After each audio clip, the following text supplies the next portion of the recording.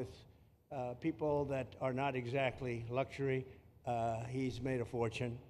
I want to thank Florida Governor Ron DeSantis and Secretary of Homeland Security Kristi Noem and Florida Attorney General James Uthmeier. Where is James? Where is he? You do a very good job. I hear good things. I hear good things about you from Ron, too. No, you really do. He's even a good-looking guy. That guy's got a future, huh? Good job, James. I hear you did really, really fantastic. Worked hard. You're like in the construction business for a few days, right? Huh? Congratulations. For all the hard work and to make this facility possible. It's amazing. Thanks as well to Florida Agricultural Commissioner Wilton Simpson. Where is Wilton? Where are you, Will? Hi, Wilton. Been a long time. Thank you. Congressman Byron Donalds. Where's Byron? Hi, Byron. How are you? Good. Florida Speaker of the House, Daniel Perez.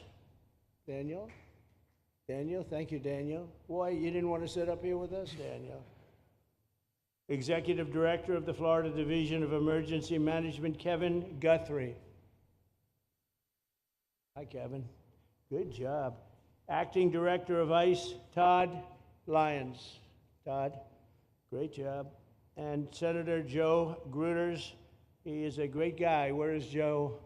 We love Joe. Thank you, Mr. President. Thank you very much. Welcome home. Thank you. Thank you, Joe. Joe is great. With the help of those incredible Border Patrol agents, we now have the lowest level of daily border crossings ever recorded. As you know, last month, the month of May, just got released 2 days ago, the number of illegal aliens into the United States was zero. Zero. Even I find that hard to believe. Somebody must have gotten in, I think. I don't know, but they say zero. And the people that count them are radical left Democrats. So when a radical left Democrat tells me it's zero, I believe him.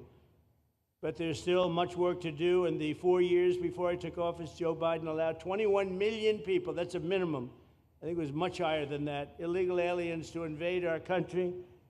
He invaded our country just like a military would invade. It's tougher because they don't wear uniforms. You don't know who they are. More than the populations of New York City, Los Angeles, Chicago, Houston, Phoenix, and Philadelphia combined. That's what came into our country from prisons, from mental institutions, from street gangs, drug dealers. It's disgusting. This enormous country-destroying invasion has swamped communities nationwide with massive crime, crippling costs, and burdens far beyond what any nation could withstand. No nation could withstand what we did, and we're in the process of doing it, but we have some great people doing it now, and you see them up here with me. But it's, I'd call it like an unforced era. It's sort of like men and women sports. It's sort of like transgender for everybody. How could they have done this to our country? And we're never going to forget it. Last year, 15% of all the hotel rooms in New York City were used to house illegal aliens at costs that they never got for luxury. They never got this much for luxury people coming in from the wealthiest places on earth. They made more money with the illegal immigrants, with many rooms costing more than $300 a night, 6 times the rent of a typical American family. In Denver, Colorado, the city was forced to cut $10 million from its police and fire department budget as part of a $90 million plan to house illegal aliens. And it's a population that's growing and growing and destroying Denver and growing, and again, it's destroying Denver, and it's destroying many other cities too. Likewise, one of the city's largest hospital system is drowning in unpaid medical bills, unpaid in the billions, after their emergency rooms were flooded with tens of thousands of illegals, leading to the closure of critical services. And these are really critical services. They can't even keep them open for American patients. The American patients were treated worse than any illegal immigrant. In Los Angeles, 1 in every 4 students in the public school system is from a household headed by an illegal, and most of them don't speak English, so they're in a school system, and they don't have interpreters, they don't have anything, they don't speak English. What a mess, what a mess. Unforced error, all these people allowed to come in. The United States is now spending $78 billion a year on translation. Okay, think of that. $78 billion a year on translation and smaller numbers on special education programs for non-English speakers in our public schools. So $78 billion, I think that's not a mistake. I would say $1 million maybe, hundreds of thousands of dollars, $78 billion, Joe, on translators and non-English speaking work. Federal government, the Justice Department, it's more than twice the cost of maintaining the United States Justice Department, what we're spending on translation and other things to help. In total, the average illegal alien costs American taxpayers an estimated $70,000. That's each, $70,000. I think that number is even low. If you care about balancing the budget, the single most impactful step we can take is to fully reverse the Biden migration invasion. One of the worst invasions we've ever had. We've never had an invasion like this. We've had invasions, but we've taken care of them. We've never had an invasion like this, and it's with us. And we have some very bad people out there looking to do big harm. That's why the One Big Beautiful Bill includes funding for 3,000 new Border Patrol officers and 10,000 new ICE agents. And I've gotten to know the Border Patrol and ICE very well. Unlike Kamala, she was the border czar, but she never saw the border. She never made one phone call. She was some border czar. She would have been some president. Probably would have been slightly better than Biden, though. I had to run against both of them, you know? The one guy, it's like a fighter. You knock out the one guy who's doing badly, then they put somebody else in, but fortunately she was a stiff also. Otherwise, I would have been very angry. I would have been extremely angry. The heroes of ICE will also help round up and remove members of the savage drug cartels which are coming back into our country. And we got them out. Now some of them came back in. We just got them out again, and that's going to be a vicious cycle. But these are foreign gangs. They're horrendous people, killers, that have infiltrated our territory, including 8 which we have designated as foreign terrorist organizations, which gives us a lot more power for speed and getting them out much easier. And we had a great court victory, as you know, on Friday that allows us to do what we have to do from the Supreme Court of the United States.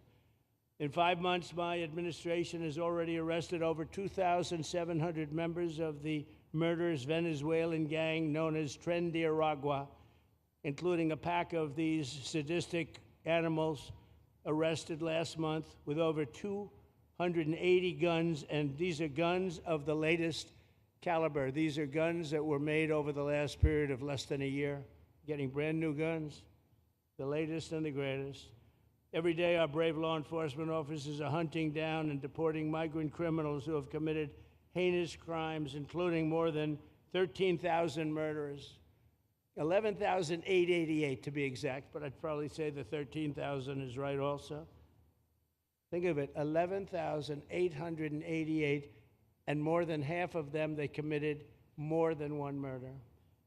So, Ron, many of them are out of here already, but it's still it's a hell of a number to be confronted with. Just this year, ICE agents in Miami have apprehended illegals with arrests for murder, kidnapping, rape, child sexual abuse, and arson, people of the worst order. We're getting these monsters out of the United States, out of Florida, out of all the places that they're in. And on January 20th, I signed an executive order empowering governors and state police to be deputized to enforce federal immigration laws, and Ron's already taken advantage of it. It's a tremendous advantage for the states. Most of them are doing it. Actually, the blue states tend not to do it. Even a couple of them have, though.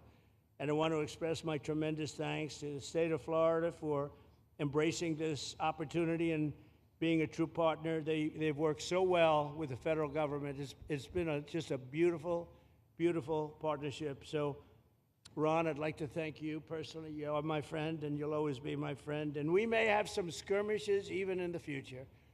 I doubt it, but I will always come back because we just we have blood that seems to match pretty well. We have a relationship that's been a very strong one for a long period of time, and I appreciate it, very much appreciate it.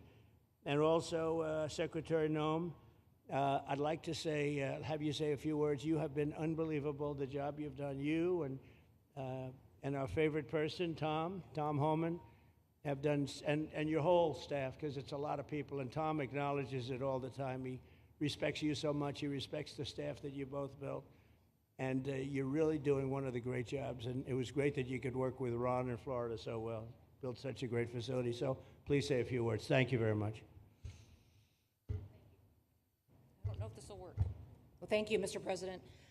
First of all, I want to thank you for putting the safety and the security of the American people first, and the way that you never lose focus on making sure that America stays our priority and that the families that live here get the chance to grow up and to raise their children in communities that are safe and that give them an opportunity to pursue the American dream. This facility here is a fantastic representation of what can happen when all of government works together and when it's accountable to the taxpayers and to the citizens that live here.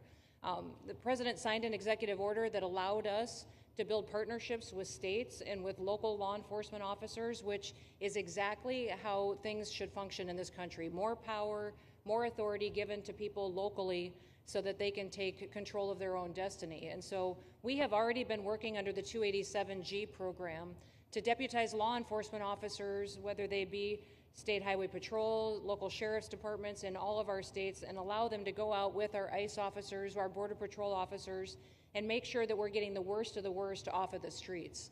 We also recognize that as we've been doing that and returning people back to their home countries, that we need detention facilities. We need beds to put them in place so that they can have their due process before they return home. And this facility is exactly what I want every single governor in this country to consider doing with us. What happened to start this conversation was that a young man named Jimmy Percival in my office, my general counsel, who came from Florida and used to work here, called up the Attorney General and the governor and said, hey, what do you think about partnering with us on a detention facility that we could put in place that would allow us to bring individuals there? There's an airstrip close by. You guys volunteered the assets that you have and the connections that you have and worked with Kevin extensively so that we could come here, have their due process given, and return them home to their countries. And in 8 days, this facility has been stood up. And I want everybody to recognize that detention facilities that ICE adheres to is a higher standard than is required at state levels, at local Department of Corrections facilities, sheriff's offices. This is a state-of-the-art facility, air-conditioned, isolated, though, for security purposes, which is very helpful. And I appreciate so many people being willing to work together to make a project like this happen. Right here on this location, we'll have about 3,000 beds. Other location will have another 2,000 beds that will allow us to bring individuals across the country that we are bringing in and incarcerating for violating our laws and immediately get them out of the country as soon as we possibly can. It's exactly what we need to be perpetuating in other states. And what I would say is I want all of you to notice these flyers that we've got, is that everybody who sees these flyers or anybody who sees these news clips should know you can still go home on your own. You can self-deport. If you go on the CBP Home app and go home now, you will get the chance to come back to the United States legally. You will get the chance to come back and do it the right way. If you don't, you may end up here. And you may end up here and being processed, deported out of this country, and never get the chance to come back. That is the consequences of breaking the law in the United States of America. Listen, our job is to uphold the law. This is a country of laws. We have a border now, and because we have a president that cares and recognizes that we need to be a nation of borders and a nation that upholds the law. If you break the law, there's consequences. We will deport you and you will never get to be a United States citizen. You'll never even get to come back here and work and to pursue the American dream. But if you decide you want to go home now, go home. And we'll help facilitate it. We'll buy your plane ticket. We'll get you there. In fact, I just got back from Panama, Costa Rica, Guatemala, Honduras. Those countries are excited to get their citizens home.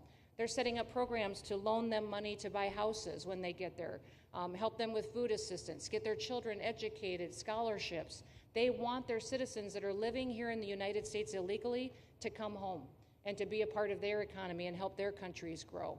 So this is a win-win for everyone, and I just want to end, Mr. President, by thanking our law enforcement officers, by thanking our ICE officers and our Border Patrol officers for what they do every day. They are out on the streets, and violence against them has increased over 500% since Trump has gone back into the White House because he's upholding the law and because a bunch of liberals Socialists and Marxists are out there lying about what President Trump is doing.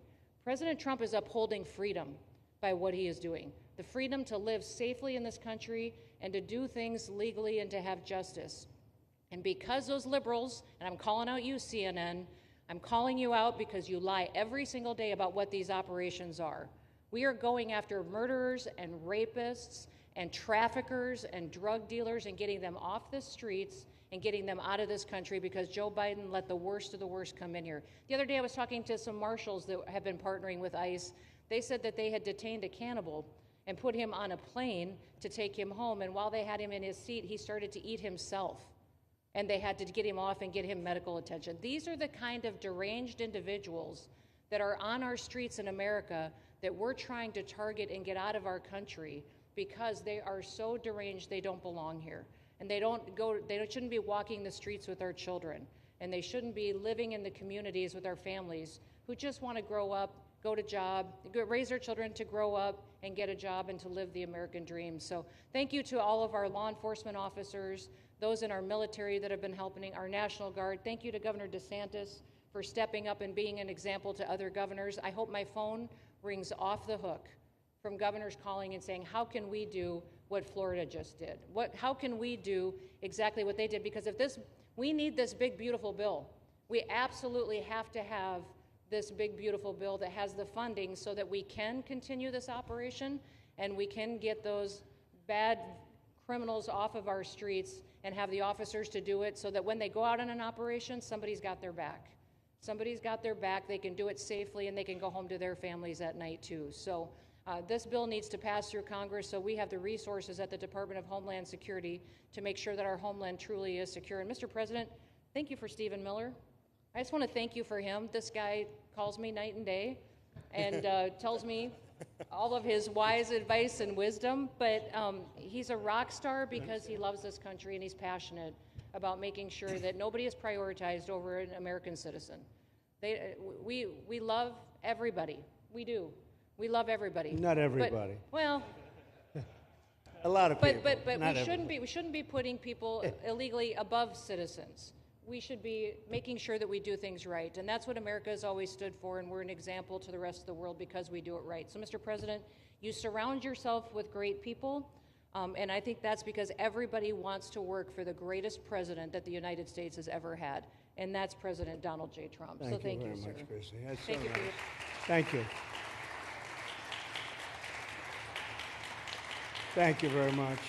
And I have to say that, you know, when Christie's name was put before me by Tom Homan, by the way, because I wanted him for the border, and somehow I thought that was going to be good in that sort. But he didn't want the upper job, and I said, who do you recommend? Christie Noem. I said, oh, are you kidding? She's great, but she's such a fine, elegant person. He said, sir, she's tough as hell. I said, are you sure? You are tough as hell, I tell you, and you do it in a very nice way, but you are, if you ever saw her ride a horse, she rides a horse like she should be in the rodeo. She's like an unbelievable horse person, and you've done a fantastic job, and Steve Miller would even agree to that. And he likes nobody, by the way. I don't think he likes anybody. And another one we like is Ron. And Ron, would you say a few words, please? Sure. Well, thank you, Mr. President. Welcome back to Florida, and I think this is the first time you've been back since the events of a couple weeks. So just let me say, as somebody that was serving on active duty in Iraq back in the day, we witnessed the number of our troops that were killed or wounded by the Iranians. We know that they're a militant Islamic regime that was hell-bent on getting nuclear weapons, and under Joe Biden, they were about to get nuclear weapons. And because of your strong actions, those dreams and those ambitions have been reduced to rubble. And I thank you. I know a lot of veterans thank you, and people in Florida really thank you for stepping up and really making a strong, tough, but strong decision. I think we're much safer as a result of that. Now, on the immigration, I think President Trump's election represented the chance for us to finally solve this illegal immigration and border problem once and for all. I knew he was going to do the border, although he did it very quickly and very thoroughly. I think that no one can say that that's been anything but a spectacular success. But then we have the issue of Biden let in how many millions of people? And you had millions that had been in over decades previous to that. You can't have a country if you don't have respect for the rule of law. You can't have a country if foreigners get to decide who comes in. No, we, the American people, make that decision, who's allowed or not allowed to come into our country. We've seen Europe be overrun by open borders, so we're not going to let that happen here. So when President got elected, I knew that the states had an important role to play in facilitating this really, really historic mission. We're the only state in America, Florida, that requires full cooperation with ICE from all state and local law enforcement entities. And what is the net result of that?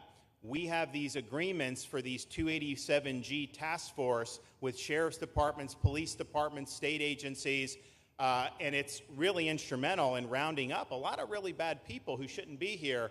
If you look at the number of those full-blown 287G agreements that have been executed around the country, the state of Florida accounts for 60% of those. If you look at the number of immigration arrests of illegal aliens on any given day, the arrests happening in Florida constitute between 15 and 20%.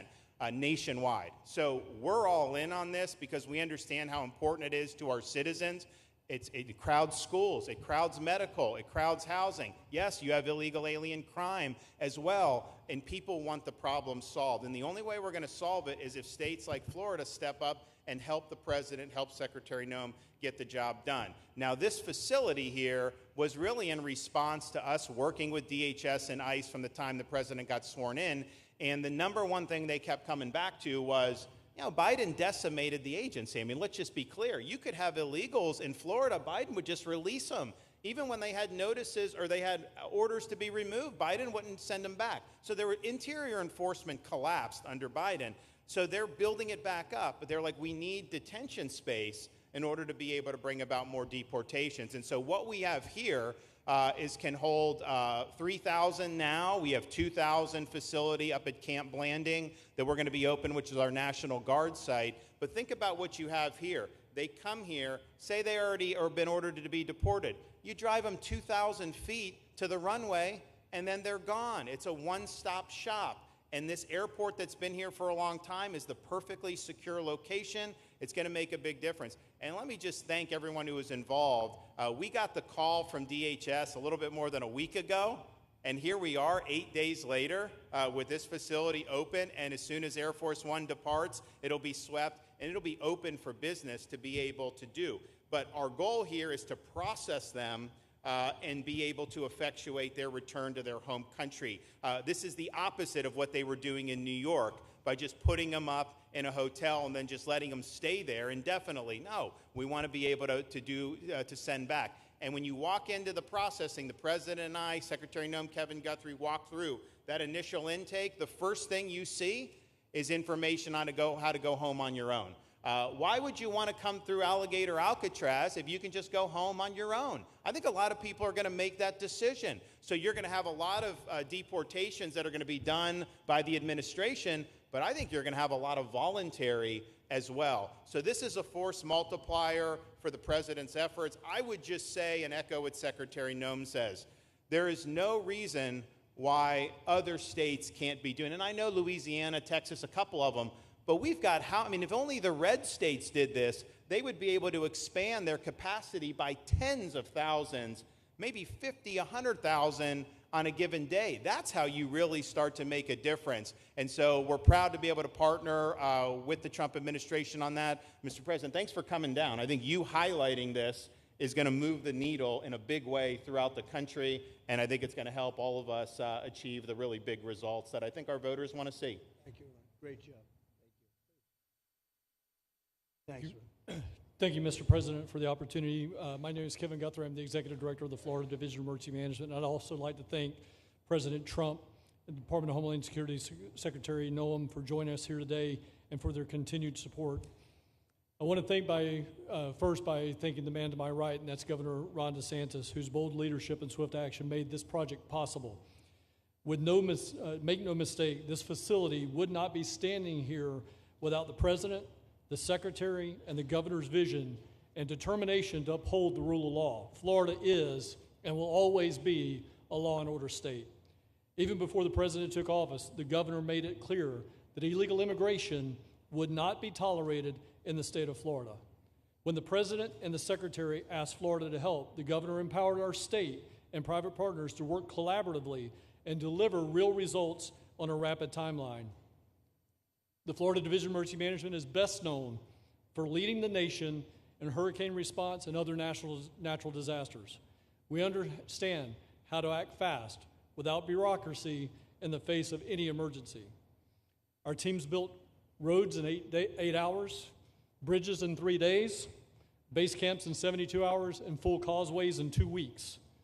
Getting things done quickly, efficiently, and correctly is at the core of our mission. We simply just want to be the best at what we do in the nation. When the governor called me, and we answered, and we were proud to bring our logistical expertise to the table. We know how to set up base camps for guardsmen, first responders, linemen, volunteers, and other aid sources, and distribute that in a matter of days before a storm. We're able to translate this knowledge to what we did here at Alligator Alcatraz. Florida has put the best teams together who check their individual logos and egos at the door to get this done. Not just for you, Governor, but Mr. President, for you as well. There are over 13 different vendors that came together to get this solved in 8 days. Truly a whole of private sector partnership to get that done. Behind you on these boards, in only 8 days, we have built a fully compliant detention facility with a detainee capacity of up to 3,000 people, with room for additional capacity if you asked us to do so.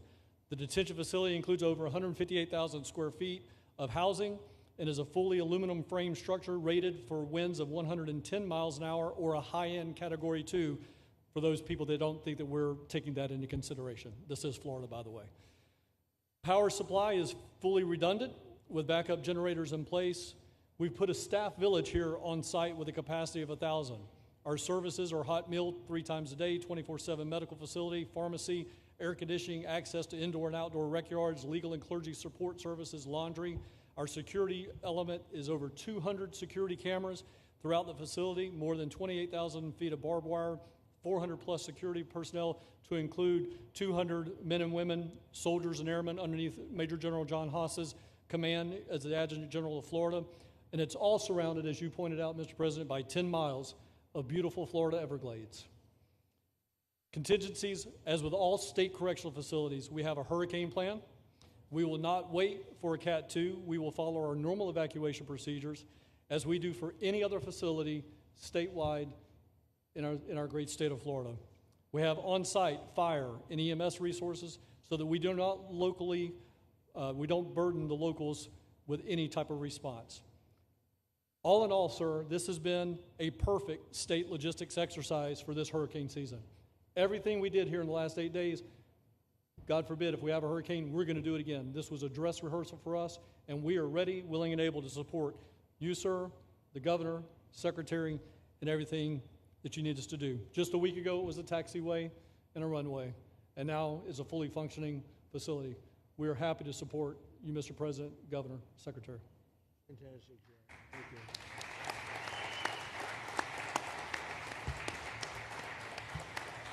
Byron, please.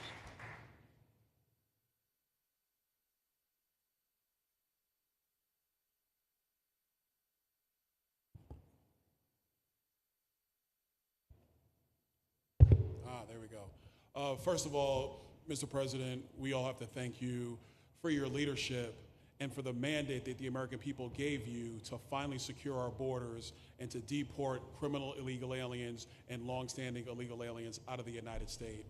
That is a mandate given to you by the American people. I know Secretary Noem, Stephen Miller, Governor DeSantis, myself, on behalf of the other members of Congress in the Senate, and of course here in Florida, we are behind you 100% in that mission. To the governor, I really appreciate you and commend you for your leadership on this, taking swift, decisive action to building this facility. One of the things that has occurred because of the work you did earlier this year with the legislature is that our sheriffs are out there every single day. They are arresting these criminal aliens in our streets, and they're seeing some backlog in their jails. So this facility primarily goes to address some of that backlog and then to help us fulfill the mission that the president has led us to. So Governor, thank you for your leadership and thank you for your decisive action on this. It really does mean a lot to all the people of Florida, of course the people of the 19th Congressional District. Secretary Noem, I mean, what can I say? The president's right, you're double tough. So we appreciate all your leadership. You and Tom Homan have been doing a great job. And I'm actually going back to D.C. after this because we have to vote on one big, beautiful bill in the House. We have to get that to the president's desk so we can get you the resources that you need to fulfill the mission that the American people have asked us to do. I totally agree with what Mr. Guthrie has said. This is a logistical marvel when something like this occurs. We've seen Florida Department of Emergency Management answer the bell time and time again. The governor has said we need to accomplish this, and DEM gets that job done.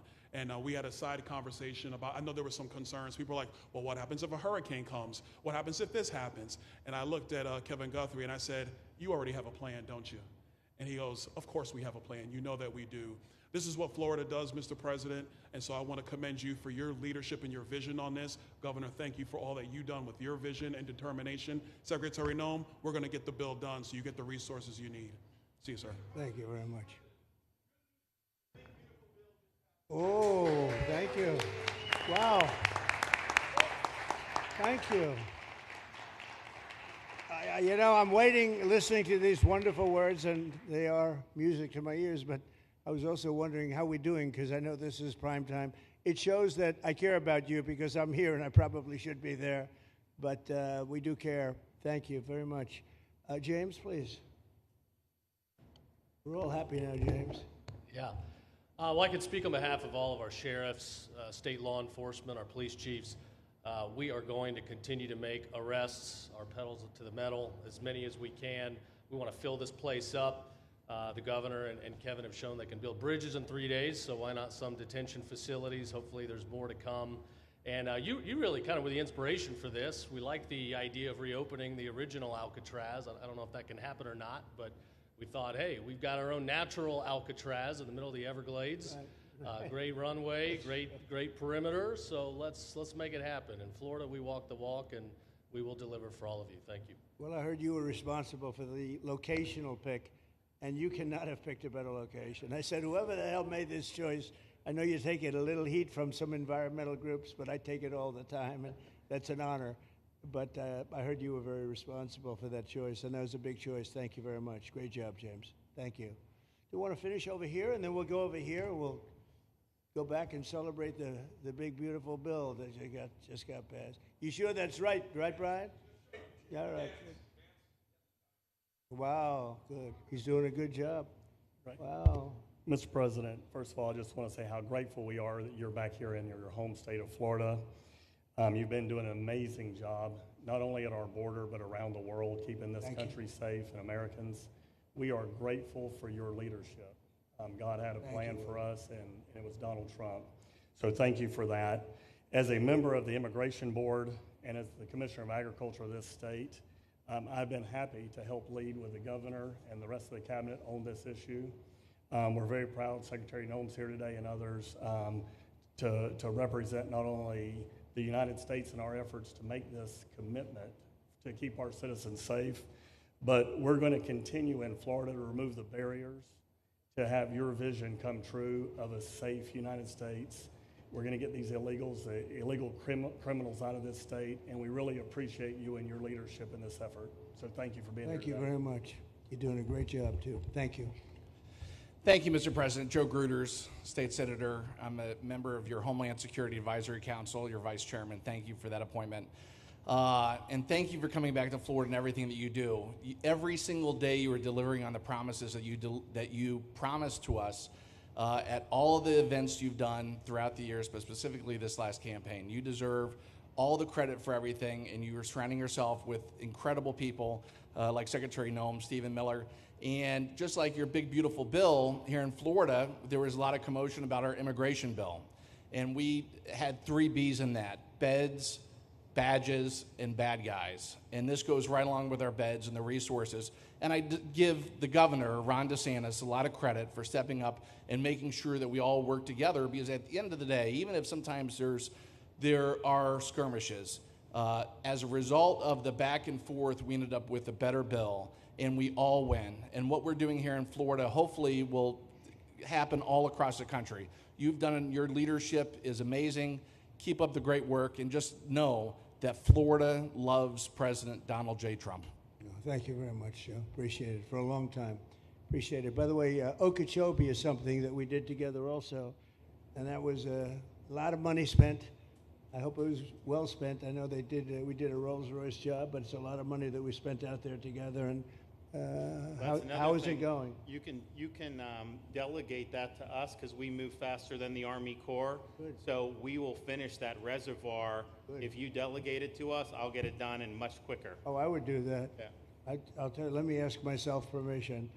Permission granted. Go ahead, get the thing, get it complete. You want to do that? All right, we're gonna go talk Go to ahead, the do Army it. Corps Good. then after this. Good. You can move faster, actually. Please. Thank you. Sir, just first on behalf of the men and women of ICE, we just want to thank you for allowing us to do our job again. You know, your vision and under Secretary Noem's leadership, this is what the American people want. And I hope that you see great results of what we're doing out there every day, getting the worst of the worst out of our communities. Because of you and Secretary Noem, I have the privilege to lead one of the most premier and the finest law enforcement agencies that we do have in the United States. And the men and women of HSI and ERO Miami do incredible work like you highlighted. And with the governor in the state of Florida, the partnership in Florida has been amazing. The 287G program is only going to help us to identify all those known gotaways and get the worst of the worst out of the neighborhoods. And through our Homeland Security Task Force, we are going to make America safe again. So thank you very much to both you and the Secretary. Thank you, Todd. Great job. Really great job you're doing. Thank you. Please. Good morning, Mr. President. Hi. Thank you so much for coming. Again, as Garrett Ripp, I'm the Field Office Director for ICRO here for the Miami Field Office. Incredible collaborative work we've been doing together, working with the state, working with our local partners. And again, just the 287G is going to open up that aperture and allow us to get those bad hombres off the street and get them into this facility. And we're looking forward to it. And again, just appreciate all your support. Thank you. Always thank you. You've always been so great. Thank you very much. Please. Good afternoon, Mr. President. On behalf of Air Marine Operations, my name is Andres Blanco. I'm the Executive Director for Southeast Region. AMO continues to execute and support your executive orders. Air Marine Operations brings a unique capability both in the air and the maritime domains. And in partnership with our Border Patrol, OFO officers, and ERO, we continue to conduct effective operations both interior, along the border, and along the maritime approaches. Thank you very much. Good job. Good afternoon, Mr. President. Jose Figueroa. I am the acting special agent in charge for Homeland Security Investigations here in South Florida, and our office covers from Key West to Fort Pierce. Tremendous collaboration here with the state and our federal partners. HSI is conducting criminal investigations into TDA, MS-13s that are involved in human smuggling, sex trafficking of minors, and we will continue that effort with your support. Governor DeSantis, thank you very much for this facility. Looking forward to continue the great work. Thank you. Thank you very much. Steve, would you like to say something? Our star. Thank you, Mr. President. I just want to say on a personal note, getting to watch what you've done over the last 5 months to deliver on a 50-year hope and dream of the American people to secure the border. When President Trump came into office on January 20th, the United States had endured the largest wave of illegal immigration in human history. Not just American history, human history. And within just a few days, President Trump, through his strength, leadership, diplomacy, and vision, achieved the most secure border anyone in the world has ever seen. When we recently went overseas to the NATO summit, I had senior staff in foreign governments come up to me and ask me how he achieved the Trump miracle on his border and could that be replicated in their countries. For individuals who don't work in this space, to have 0 successful illegal entries in an entire month should be an impossible achievement. There's a 2,000-mile border with one of the poorest countries in the world, and you have open travel from 150 countries into Central America and South America. There are 2 billion people in the world that would economically benefit from illegally coming to the United States. And through the deployment of the military, through the deployment of novel legal and diplomatic tools, through the building of physical infrastructure, through the empowering of ICE and Border Patrol and the entire federal law enforcement apparatus, President Trump achieved absolute border security. And now, once this legislation is passed, he will be able to make that with those resources permanent. Watching what you've done, sir, has been one of the honors of a lifetime. I'm proud to be able to play any role in it. And what President Trump is going to achieve next with the resources in this bill will make America safer, stronger, freer, more sovereign, and more prosperous than it has ever been before. Thank you, sir. Thank you, Steve. Oh. Thank you. And the bill is going to be great for Ron. It's going to be great for Florida, too. A lot of set-asides for Florida, some of the things that you wanted to do. And so it's great news to hear that it was approved. Do you want to take a few questions, Ron? We'll take a few questions from these. Yeah, please, go ahead. Yeah. Thank you, Mr. President. Given the likelihood of the One Big Beautiful Bill passing, and we look forward to the success of this facility here, how many more facilities like this do you feel that the country needs in order to enact your agenda of mass deportations? Well, I think we'd like to see them in many states, really, many states. This one, I know Ron's doing a second one, at least a second one, and probably a couple of more. And, you know, at some point, they might morph into a system where you're going to keep it for a long time. You know, it's not that far away from jails that take years to build, and money is spent and wasted, and, you know, like the railway that they have in California that costs like 40 times more than it was supposed to cost. The same things happens with prisons. You look at this in a short period of time, Ron, James, and some of the people that really worked on it along with our people, they did this in less than a week. And you look at it, it's incredible. The incredible thing is picking the site, because the site was one of the most natural sites. It might be as good as the real Alcatraz site. You know, it could be. Well, that's a spooky one too, isn't it? Huh? That's a tough site. But so I think it could last as long as they want to have it. I mean, you may morph this into, you know, your prison system, frankly, which I know you always need, unfortunately. I'd like to say, you know, a little controversial, but I couldn't care less. We have a lot of bad criminals that came into this country, and they came in stupidly. It was an unforced error.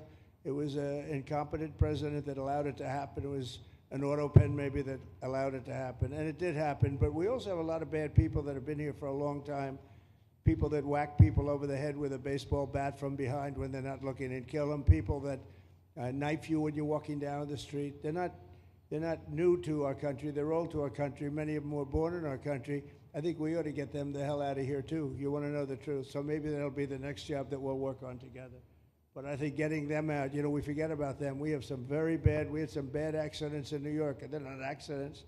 They were done very much on purpose. People being pushed into a subway just before it arrives, going 40 miles an hour. And they're 10 feet away from where the thing is to get pushed right into the face of the subway train, get whacked and killed. And these are sick people. I'd like to get them out of here, too. Yeah, please, go ahead. White shirt, glasses. Julio Rosas, Blaze Media, sir. A couple months ago, I ran into former DHS Secretary Mayorkas, and I asked him a couple questions about his disastrous handling of the border. He didn't like my questions. But the number one question that I heard from people in responding to my video was, why hasn't he been arrested yet? You know, obviously, you guys are cleaning up the mess that was made deliberately for the past 4 years, and so people want accountability. It's great to see that the border is secured, and it's great to see the state level cooperation. But I guess I would ask you, why hasn't he been held accountable, or anybody really? Well, you know, pardons were given out by to many people, and they shouldn't have been given out. Like the Unselect Committee of Political Thugs was given a pardon because they destroyed all of the information from 2 years of hearings, and they should be arrested, but they were given pardons. Was he given a pardon, Mayorkas? Was he not? I don't believe so. Well, I'd take a look at that one, because what he did is it's beyond incompetence. Something had to be done. Now, with that being said, he took orders from other people, and he was really doing the orders. And you could say he was very loyal to them, because it must have been very hard for him to stand up and sit up and, you know, talk about what he allowed to happen to this country and be serious about it. So he was given orders. If he wasn't given a pardon, I could see looking at that. In fact, why don't you take a look at it, Kristen? He was impeached, but yeah, it was just a fake impeachment. It was a fake impeachment. Why don't you take a look at it? I think he was so bad. They were all so bad. Look, it was the worst president in the history of our country. We've had some bad ones, but he was the worst president. But somebody told Mayorkas to do that, and he followed orders, but that doesn't necessarily hold him harmless. So take a look at it. It's a very good question, actually. Thank you. Yeah, please. Go ahead. Mr. President, you and the Secretary have both said that many people have self-deported since you came back into office. Yeah. How many is many, and has the rate gone up? How do you see the tempo of that moving forward going on?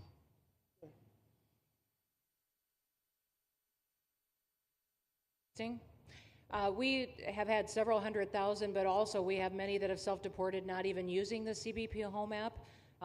When I have gone to these other countries to negotiate security agreements and information sharing on criminals, who's coming and going into their countries, they report that hundreds of thousands have come home that weren't on our radar, that they are coming home on their own and self-deporting because they want the chance to be able to go back to America someday. So we believe it's over 1 million, possibly more than that. I'm asking all of those countries for their information on what they have of individuals that may have returned home, that they have taking advantage of their programs to help them become a part of their civilization again too. So we know it's over 1 million, but we have to, I'm getting more information and that number will grow.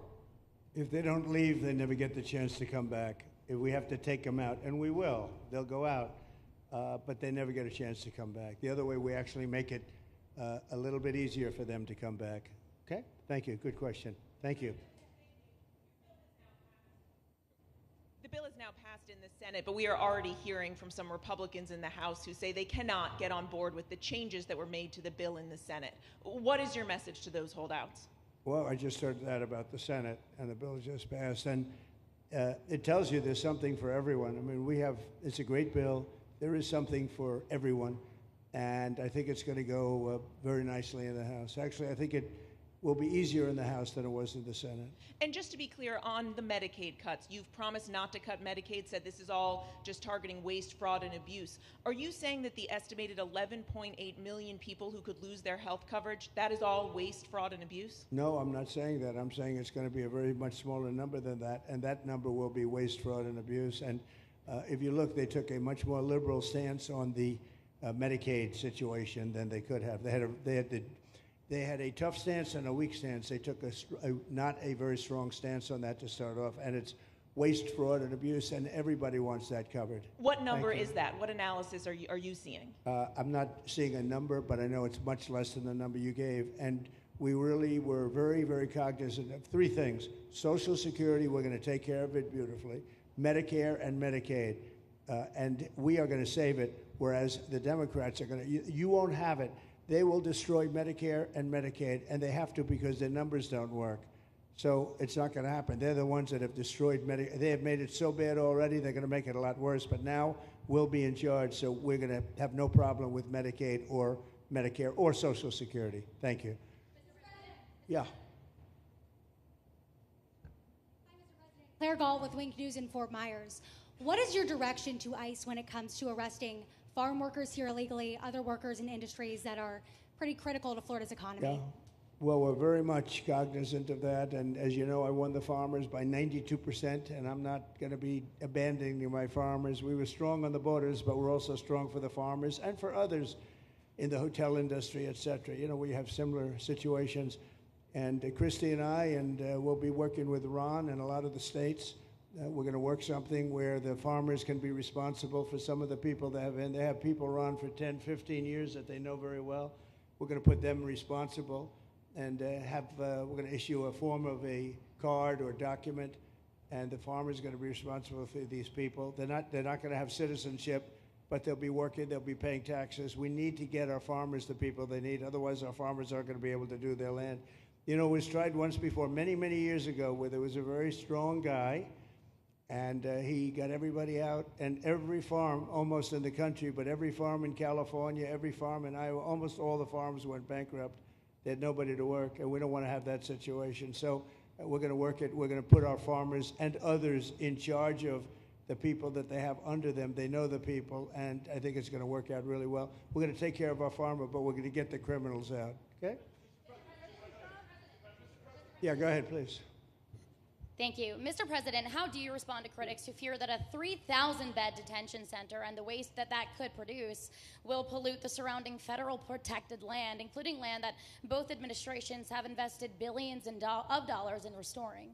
Well, I was one of those that invested billions of dollars and hundreds of millions of dollars right here in the Meadowlands, but in the Everglades, and the Meadowlands too in New York. If you look at what we did up there, speaking of the Meadowlands, a lot of places like this, but this is a very unique one.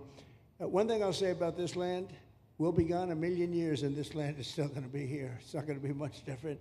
You'll have the water moccasins, you'll have the alligators. You may not have people, but you're going to have all those animals. They're going to be around, and you got plenty of them out here. I think it was a brilliant choice, and I think almost anybody in his or her right mind would say this was a brilliant choice. I give the governor a lot of credit for using this piece of land. And in addition to that, it's on top of something that was already developed. It's an airport. You know, you have the runways, you have so it's already been developed. So it's not like you're dropping dirt right into the thing. There was zero movement of that. That was done many years ago because the airport's very old, but it was an abandoned railroad, an abandoned airport. And frankly, it's like perfect. And you can do expansion on this site substantially without doing anything. So the people, I heard them complaining about the Everglades. There's no, I don't think you've done anything to the Everglades. I think you're just enhancing it. This was already here. How long has the airport been here? Decades. Many decades, yeah. And they have, Kevin, all these guys, you know, have a waste plan, like the wastewater gets trucked out, potable water gets, literally, they have, even our DOT has put things up in case there's any seepage, which we don't. So you are literally doing this on concrete that's already here. So I don't think those are valid and even good faith criticisms, because it's not going to impact the Everglades at all. President's been a champion, we've been a champion, really changed the game in Florida on it. I think it's just people don't want to see illegal immigrants deported, and that's their ideology, and they have a right to that. But illegal immigration's unpopular, so they know that they're going to have less effect trying to do it. So they're going to try, oh, well, no, it's just about the Everglades. But really, I think a lot of those people, they just don't want to see illegals deported. Because if you actually hear, everyone's here, you obviously know there's zero land that's being disturbed. Well, you know, when we talk about popularity, though, I will say I ran on the issue of illegals, and we have to get them out. And I won 82% on that issue. So I think that they may not like certain aspects of it, but ultimately they do not want them in their country. And if this is a part of a use, but I think from an environmental standpoint, it's incredible. In fact, when we landed that very big, heavy plane today, they came out and checked it fairly. You know, I think they want the president to be able to land on a piece of concrete that's not going to go 6 feet underground. And they checked it. They came back and they said, this thing is really solid. So it's been there a long time. It's going to be here a long time, and it was a great choice of a site. Thank you. Yes, please. Brian, go ahead. Yes, sir. The people of Syria were recently seen on the streets waving American flags, chanting Trump, Trump, Trump. They're so appreciative of the economic sanctions that was lifted on that country, giving them a little bit of hope for prosperity. You want to comment on that?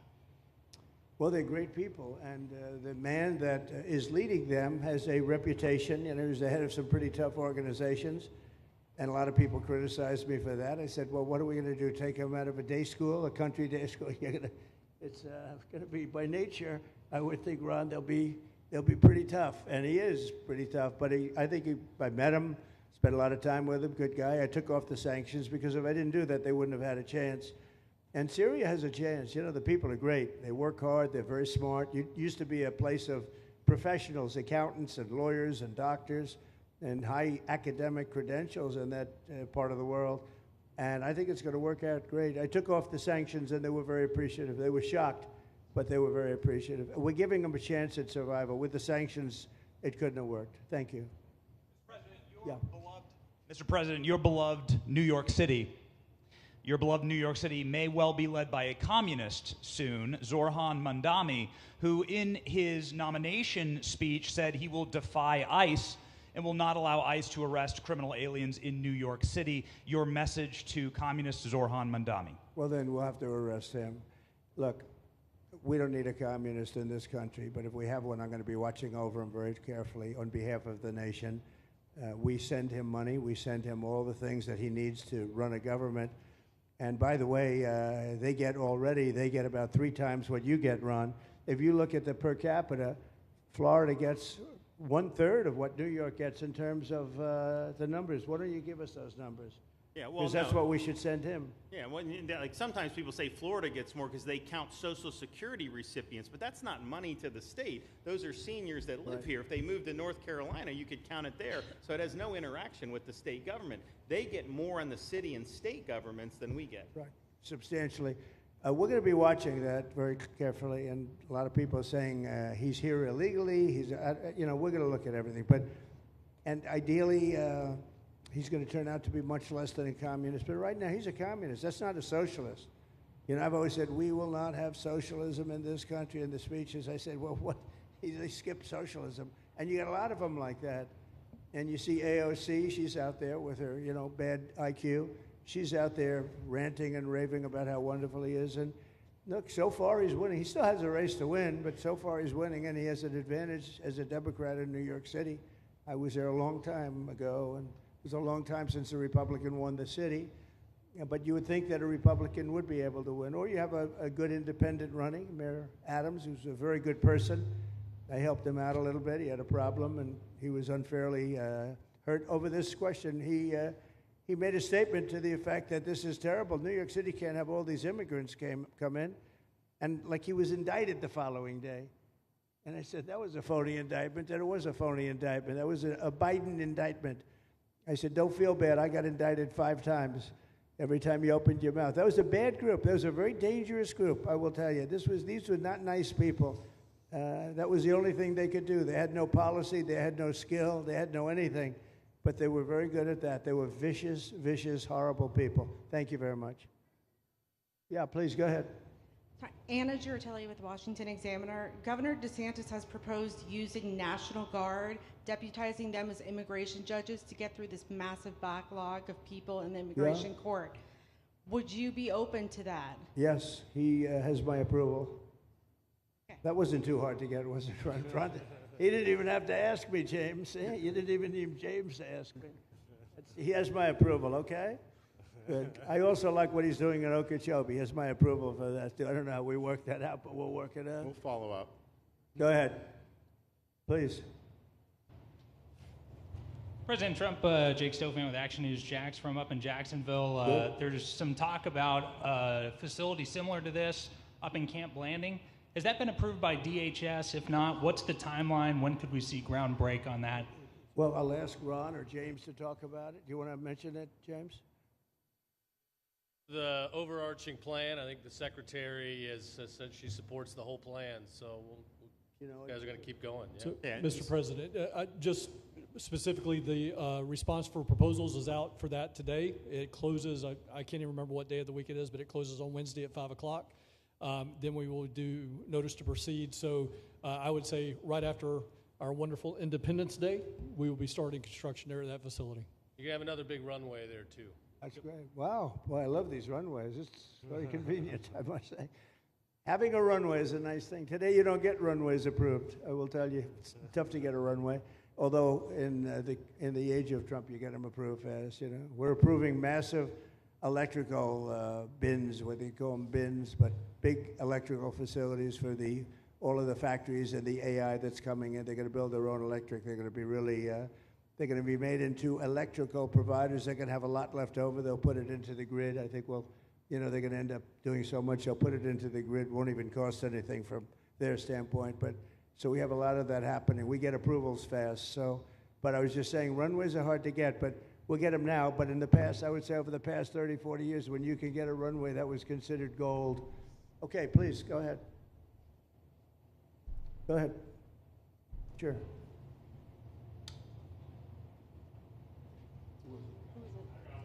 Okay, go ahead. Yes. President Trump, Laverne McGee, News 6 Orlando. You have fulfilled several campaign promises along with the help of Governor Ron DeSantis. What is the next campaign promise that you plan to fulfill to the American people? So we have turned this country around in less than 6 months. And when I was away, and I was telling Ron, I was telling some others, I've said it a little publicly, I guess, but I met a lot of very important people. The King of Saudi Arabia, I was there 2 weeks ago, and Qatar, the leader of Qatar, who's great, and the leader of UAE, who's great. These are very substantial people, very smart people, and good people. And all three of them said essentially the same thing, along with many other people, because I just left NATO. NATO's we took it up to 5%. Nobody can believe that one run. That would be hard, but nobody believes that. What happened in NATO, over $1 trillion a year from like nothing. It was an honor. But every leader said that a year ago, this country was dead. They had no confidence in the United. They really felt it was a dead country, and it was some bad things were going to happen. But they used the term, it was a dead country, and now they said you have the hottest country anywhere in the world. We're the hottest country in the world right now. And we turned it around fast. I thought it would take longer than this. We turned it around fast. Some of it was psychology, and we had to know how good we were. But others was getting rid of rules, regulations, and all of the things that I got rid of already. I signed more executive orders than anybody in history, times like 3 or 4. And I got rid of just one. I got rid of the other night. You buy a house, they have a faucet in the house, Joe, and the faucet, the water doesn't come out. They have a restrictor. You can't, in areas where you have so much water, they don't know what to do with it. You have a shower head, the shower doesn't, you think it's not working. It is working. The water's dripping out. And that's no good for me. I like this hair I like that hair nice and wet.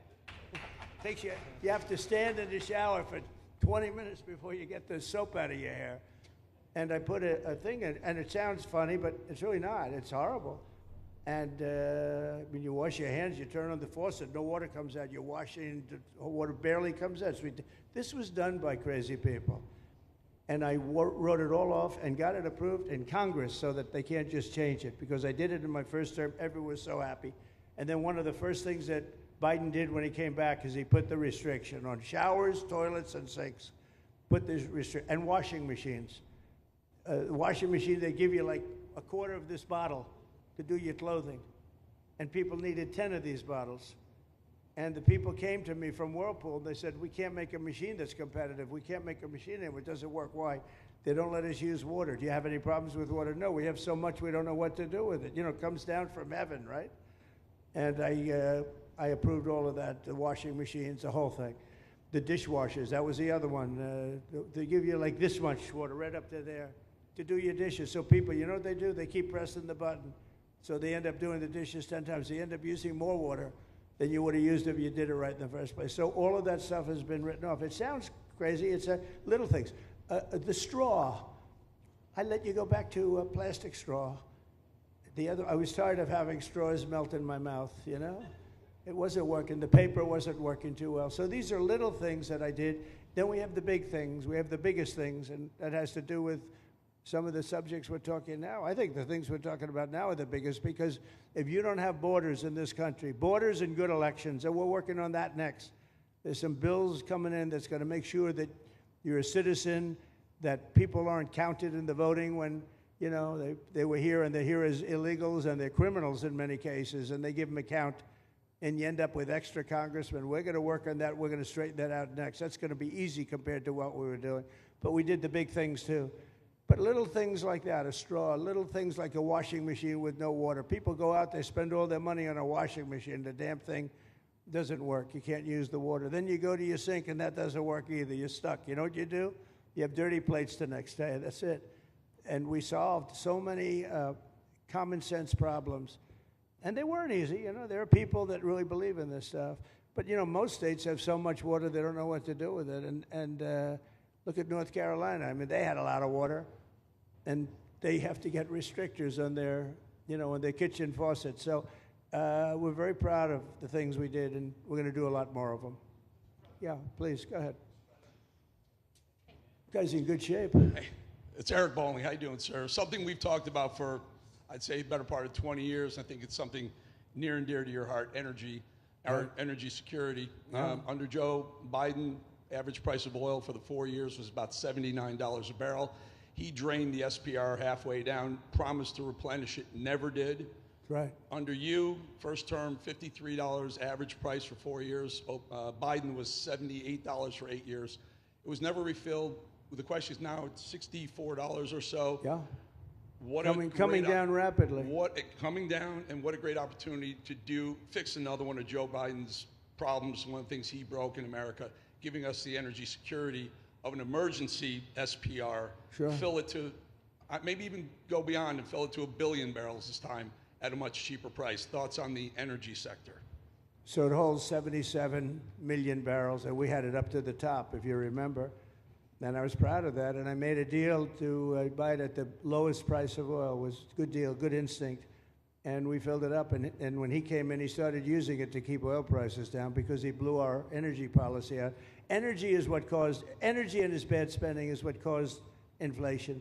So now we have no inflation. Gasoline just hit $1.99 today in 5 states. $1.99, isn't that a nice sound? It was up to $4. And going up to $5, $6, and $7. In California, it was $7.70. But we just hit in five states $1.99, $1.98. And it's coming down to that level, so that'll be a big thing. And one of the reasons the prices and costs are going down when you go to the supermarket, because I said I was going to get costs down. We're getting the costs down. Food is coming down. When I came out, my first week, if you remember, I had a lunatic reporter screaming at me saying, eggs are going through the roof. What are you going to do about eggs? I said, I just got here. I didn't know anything about eggs. I had to call you. I said, look, I just got here. Tell me the problem. Well, they're doubled in price, and they're going to be 5 or 6 times higher. They were right, actually. I said, let me work on it. And now we have eggs down to the same numbers it was when I first came in. You know, we lowered the cost of groceries. A simple word like that, groceries, it was like almost a strange word. I hadn't heard the word in so long, but what could be more beautiful than the word grocery? And we have the prices way down. We have the energy way down. Energy brought the groceries down, if you want to know the truth. And, you know, so we think we're going to get it lower, and we're going to fill up the it's called the Strategic National Reserves. I had it topped out, and this guy would use them every time before the election. He'd use them whenever they had an election. It was artificial. But believe it or not, as big as that are hundreds of millions of barrels of oil, all filled up at low prices.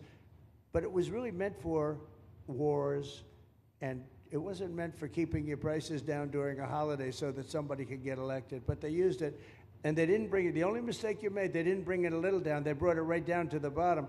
The thing is practically empty. They never filled it up. They never spent 10 cents in filling it up. And we'll do that. When the market is right, we'll fill it up. I want to fill it up when the market's right. Thank you. How about one more question? Okay, please, in the back. Dana Marie McNichol, Fox News Channel. Mr. President, is there an expected time frame that detainees will spend here, days, weeks, months? And does that have anything to do with the immigration judges you just spoke about being trained and staffed here? When you say, what was the first part of your question? Is there a specific time frame you expect the detainees to spend here? Days, weeks, months? In Florida? Yes, here at Alligator Alcatraz. I'm going to spend a lot. Look, this is my home state. I love it. I love your government. I love all the people around. These are all friends of mine. They know them very well. I mean, I'm not surprised that they do so well. They're great people. Ron has been a friend of mine for a long time. I feel very comfortable in the state. I'll spend a lot of time here. I want to, for 4 years, I've got to be in Washington, and I'm okay with it because I love the White House. I even fix up the little Oval Office. I make it, it's like a diamond. It's beautiful. It's so beautiful. It wasn't maintained properly, I will tell you that. But even when it wasn't, it was still the Oval Office, so it meant a lot. But I'll spend as much time as I can here. My vacation is generally here because it's convenient. I live in Palm Beach. It's my home. And I have a very nice little place, nice little cottage to stay at, right? But we have a lot of fun, and I'm a big contributor to Florida, pay a lot of tax. And a lot of people move from New York, and I don't know what New York is going to do. A lot of people moved to Florida from New York, and it was for a lot of reasons, but one of them was taxes. The taxes are so high in New York, they're leaving. I don't know what New York's going to do about that, because some of the biggest, wealthiest people and some of the people that pay the most taxes of any people anywhere in the world, for that matter, they're moving to Florida and other places. So we're going to have to help some of these states out, I think. But thank you very much. I'll be here as much as I can. Very nice question. With that, I'd like to just end by saying I want to thank Ron and James and all of the people that have done such a great job, all of your staff. Really fantastic work. And it really started with site selection. You can do a great job, but if you have the wrong site in real estate, you have the wrong site, you're dead. And this was a great site selection, despite what you may read in the environmental press. Good job. And this was an honor for Christy and myself and Steve and all of our people to be here. And I also appreciate the media. They've treated us very fairly. Over the last few weeks, I've been treated very nicely. And it's so unusual. I'm not used to it, but we've gotten great accolades. Brian, I want to thank you for calling out, because I was waiting here, because I knew the vote was taking place and I'm answering questions, right? So I want to thank you very much and say hello to our friend. And I will see a lot of you. Thank you very much. We're going to make America great again. Thank you very much.